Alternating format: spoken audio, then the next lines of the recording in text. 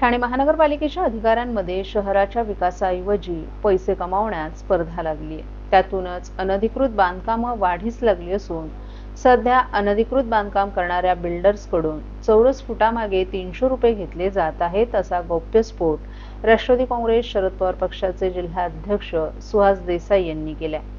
दरम्यान ठाणे शहरात एकही अनधिकृत बांधकाम सुरू नाही, असं अतिक्रमण उपायुक्त शंकर पाटोळे यांनी सांगितलं। मात्र ते ज्या परिमंडळाचे उपायुक्त आहेत त्या राबोडीत अनेक वर्षांपासून भरवस्तीत आरएमसी प्लांट सुरू आहे, तर बीकेबींमध्ये चक्क 8 मजल्याचा भला मोठा टॉवर उभा राहिलाय, असंही देसाई यांनी सांगितलं। ठाणे शहरात सध्या सुरू असलेल्या अनधिकृत बांधकामांचा पर्दाफाश सुहास देसाई यांनी एका पत्रकार परिषदेत केला। ठाणे महापालिकेच्या अखत्यारीत असलेल्या खान कंपाऊंडमध्ये कारवाई करण्यात आल्याचं सुहास देसाई यांनी सांगितलं। ही कारवाई देखील उच्च न्यायालयाच्या आदेशानंतर करण्यात आली आहे। ज्या इमारती आज पाडण्यात आल्या त्या उभ्या राहत असताना अधिकारी झोपले होते का, या प्रश्नाचं उत्तर नाही असं असून अधिकाऱ्यांनी आपल्या डोळ्यांवर पैशांची ऊब धारण केली होती। आज मितीस बाळकुंभमध्ये 5, ढोकाळीत ठाणे महानगरपालिकेच्या भूखंडावर 4, चरईत 2 तर लोकमान्य वागळेत अनेक अनधिकृत बांधकामं सुरू असल्याचंही त्यांनी सांगितलं। उपायुक्त शंकर पाटोळे यांच्या कार्यक्षेत्रातील बीकेबींमध्ये 8 मजली टॉवर उभा राहिलाय। ही सर्व बांधकामं होण्यामागे अधिकारी वर्गाला मिळणारे लाखो रुपये हेच एकमेव कारण आहे। विशेष म्हणजे ही बांधकामं पाडण्यासाठी लोकांच्या कराच्या पैशांचा अपव्यय होत आहे। त्यामुळेच अनधिकृत बांधकामांच्या पाडकामाचा खर्च संबंधित अधिकाऱ्यांकडून वसूल करावा, अशी मागणी देखील देसाई यांनी केली आहे। दरम्यान साकेत येथे एक बेकायदेशीर आरएमसी प्लांट उभा करून तिथून मटेरियलची विक्री केली जात आहे। शहर विकास विभागाकडून या आरएमसी प्लांटचा आराखडा मंजूर नसल्याचं सांगण्यात आले, म्हणजेच हा प्लांट अनधिकृत आहे हे स्पष्ट आहे। या संदर्भात आपण अनेकदा तक्रारी करूनही कारवाई होत नाही, त्यामागे मोठं अर्थकारण आहे, असा आरोपही देसाई यांनी केलाय।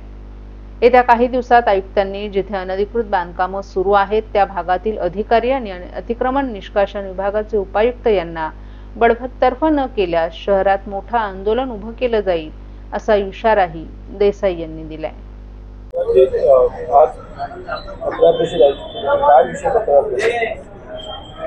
माणसाला जेव्हा सगळे रस्ते बंद होतात ना, तेव्हा नेहमी एक रस्ता मोकळा असतो आणि तो रस्ता किंवा ते आपल्याला निदर्शन आणण्यासाठी आज आमच्या शहराध्यक्षा ताई आहेत, आमच्या महाराष्ट्राचे प्रवक्त्या रचनाताई आहेत, आमचे युवकांचे नेतृत्व सरचिटणीस करतात राजेश आहे, आमचा राजू चापले आहे। आम्ही ठरवलं की एक प्रेस घेऊया आणि या प्रेसच्या कमीत निदर्शनात आणून हे ठाणे शहराची जी अवस्था झालेली आहे ह्याला कुठेतरी थांब झाली पाहिजे, हे कुठेतरी थांबलं पाहिजे। हे अनधिकृत चालू आहे, कचरा उचलला जात नाही, पाण्याची व्यवस्था नाही आणि आम्ही फक्त बोलकावण्या करतो की आम्ही स्मार्ट सिटी करतो। कुठे आता ठाण्याच्या स्मार्ट सिटी, ती स्मार्ट सिटी कुठे आहे, ती आहे कुठे? आणि मग हे आम्ही तुमच्या मार्फत कुठेतरी शोधायचा प्रयत्न करतोय किंवा शोधतोय। साहेब हे कुठेतरी थांबवा। ठाणे शहराची आज परिस्थिती चालू आहे अनधिकृत बांधकामं गोळा करायची, चौकशी केली आणि असं समजलं की हे अधिकारी स्क्वेअर फुटाच्या मागे पैसे गोळा करतात, यांचे एजंट ठेवलेले आहेत।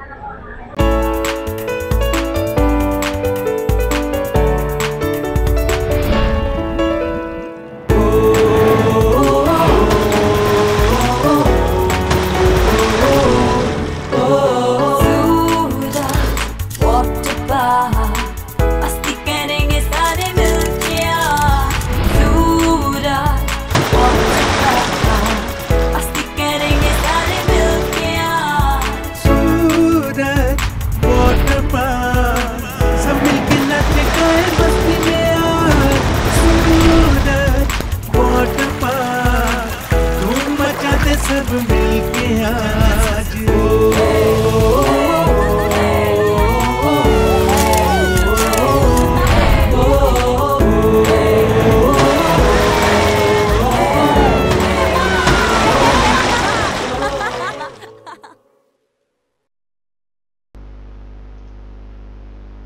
जहाज बांधणीत देशात अग्रगण्य असलेल्या Mazgaon dock ship builders limited मधील माझगाव डॉक कामगार एकता युनियनच्या अध्यक्षपदी खासदार नरेश म्हस्के यांची बिनविरोध निवड करण्यात आली आहे.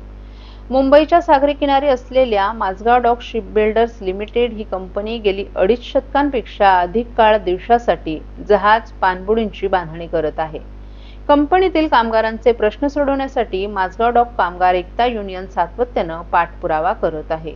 1 जुलै 2025 रोजी माझगाव डॉक कामगार एकता युनियनची सर्वसाधारण सभा संपन्न झाली. या सभेत संघटनेच्या अध्यक्षपदी खासदार नरेश म्हस्के यांची बहुमतानं निवड करण्यात आली. माझगाव डॉक कामगार एकता युनियनच्या वतीनं खासदार नरेश म्हस्के यांची निवड झाल्याबद्दल अभिनंदन करण्यासाठी एक छोटेखानी मेळावा ठाण्यातील आनंद आश्रमात संपन्न झाला. यावेळी युनियनचे सरचिटणीस सुशांत राऊत, कार्याध्यक्ष सचिन जाधव, उपाध्यक्ष समीर चव्हाण, खजिनदार किरण जाधव, उपाध्यक्ष मयूर डेरे, सहखजिनदार चेतन रसाळ, संघटक सिद्धार्थ भोडके, ऑफिस सेक्रेटरी गणेश गुरव आणि कामगार प्रतिनिधीही उपस्थित होते. धर्मवीर आनंद दिघे यांच्या तालमीत तयार झालेले खासदार नरेश म्हस्के हे उपमुख्यमंत्री एकनाथ शिंदे यांच्या मार्गदर्शनाखाली प्रभावीपणे काम करत आहेत.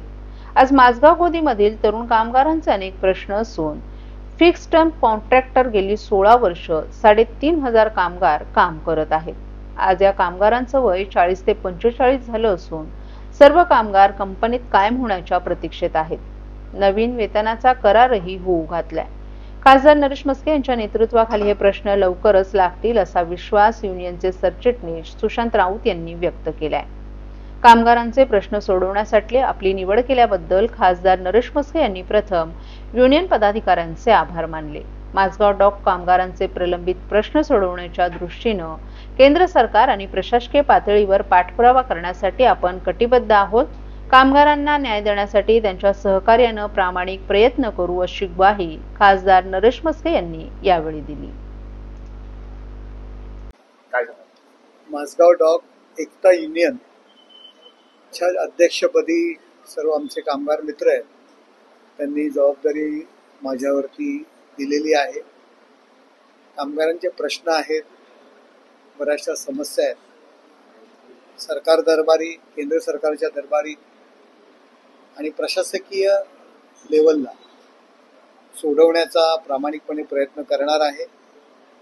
युनियनचं अध्यक्षपद जरी नसेल तरी सुद्धा धर्मवीर आनंद दिघे साहेबांनी जी आम्हाला शिकवण दिलेली आहे आणि एकनाथ शिंदे साहेबांचं जे मार्गदर्शन आहे, कामगारांना न्याय देणं, अडचणीत जी लोक असतात त्यांना न्याय देणं, हे आम्ही आमचं काम समजतो.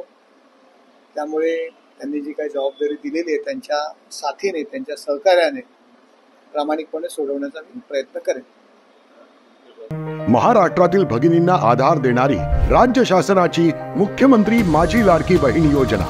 या योजनेअंतर्गत अल्प उत्पन्न गटातील 21 ते 65 वयोगटाच्या भगिनींना मिळणार दरमहा 1,500 रुपयाची मदत. अर्ज करण्यासाठी 31 ऑगस्ट 2024 पर्यंत मुदतवाढ. कुटुंबाचं वार्षिक उत्पन्न 2.5 लाख रुपयांपेक्षा कमी असलेल्या महिला पात्र. कुटुंबाकडे पिवळं किंवा केशरी रेशन कार्ड असल्यास उत्पन्नाचा दाखला आवश्यक नाही. पांढरं रेशन कार्ड असेल किंवा रेशन कार्ड नसेल तर कुटुंबाचं वार्षिक उत्पन्न 2.5 लाखांपेक्षा कमी असल्याचा दाखला आवश्यक. योजनेसाठीचा ऑनलाईन अर्ज नारी शक्ती दूत ॲपवरून किंवा पोर्टलवर भरता येईल. ज्या भगिनींना ऑनलाईन अर्ज भरता येत नसेल त्यांच्यासाठी अंगणवाडी, ग्रामपंचायत, वॉर्ड ऑफिस, सेतू सुविधा केंद्रामध्ये किंवा आशाताई बचत गटाच्या CRP यांची मदत उपलब्ध. आता आपल्याला अभिमानानं म्हणता येईल, सुखी आणि सुरक्षित आहे माझी लाडकी बहीण.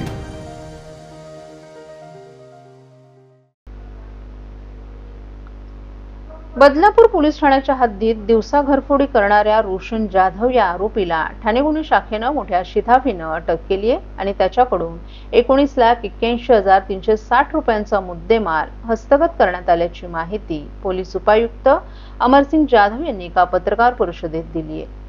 ठाणे बदलापूर पोलीस स्टेशनच्या हद्दीत घरफोडी चोरीचा गुन्हा दाखल होता. त्याचा समांतर तपास गुन्हे शाखा युनिट 4 करत होते. त्या अनुषंगाने पोलीस हवालदार गणेश गावडे यांना गुप्त बातमीदारामार्फत माहिती मिळाली. या घरफोडी प्रकरणातील संशयित आरोपी बाळा जाधव हा उल्हासनगर येथील अमरडाय या बंद असलेल्या कंपनीजवळ फिरत आहे. त्यानुसार पोलीस उपायुक्त गुन्हे अमरसिंग जाधव, सहाय्यक पोलीस आयुक्त शेखर बागडे यांच्या मार्गदर्शनाखाली सापळा रचून रोशन जाधव याला अटक करण्यात आली। वयवर्ष 34 असलेला हा आरोपी डोंबिवली पूर्व निळजेगाव येथील हनुमान मंदिर येथे राहण्यास आहे। त्याला ताब्यात घेतल्यानंतर त्याच्यावर बदलापूर पोलीस ठाण्यात गुन्हा दाखल करण्यात आलाय आणि त्याकडून घरफोडी गुन्ह्यामधील सोन्या चांदीचे दागिने, 2 लॅपटॉप, 2 मोबाईल तसंच रोख रक्कम असा एकूण 19,81,360 रुपये किमतीचा मुद्देमाल हस्तगत करण्यात आलाय। तसंच त्याने केलेले 8 गुन्हे उघडकीस आणण्यात यश आले। न्यायालयाने त्याला आजपर्यंत पोलीस कोठडी सुनावली असून ती वाढून घेण्याचीही शक्यता आहे।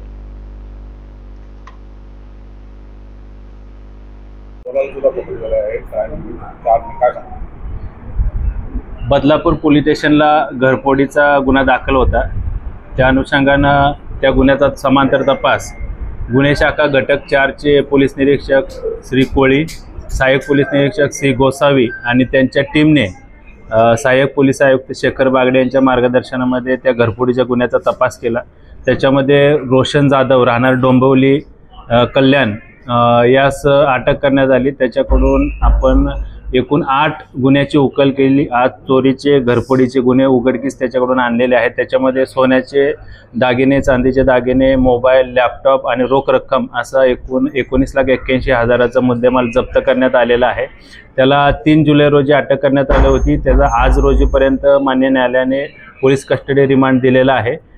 पुन्हा त्याच्यामध्ये आज आम्ही सदर आरोपीला मान्य न्यायालयामध्ये पेश करून अधिकचा पोलीस कस्टडी रिमांड घेऊन अजून काही गुन्हे उघडकीस येतात का त्या अनुषंगाने आम्ही तपास करणार आहोत। या आरोपीवर पूर्वी विविध ठिकाणी असे एकूण 6 चोरी घरफोडीचे गुन्हे दाखल आहेत। या आरोपीची मोडस ऑपरेंडी ही दिवसा घरफोडी करण्याची आहे। साधारण 4थ्या-5व्या मजल्याच्या वर म्हणजे बिल्डिंगमध्ये 4थ्या आणि 5व्या मजल्याच्या वर तो दिवसा घरफोडी करतो। कटावणी आणि इतर साहित्याने तो घराचा दरवाजा, कडी, कोंडा, कुलूप उचकटून प्रवेश करून आतमध्ये चोरी करण्याचा त्याची मोडस ऑपरेंडी आहे।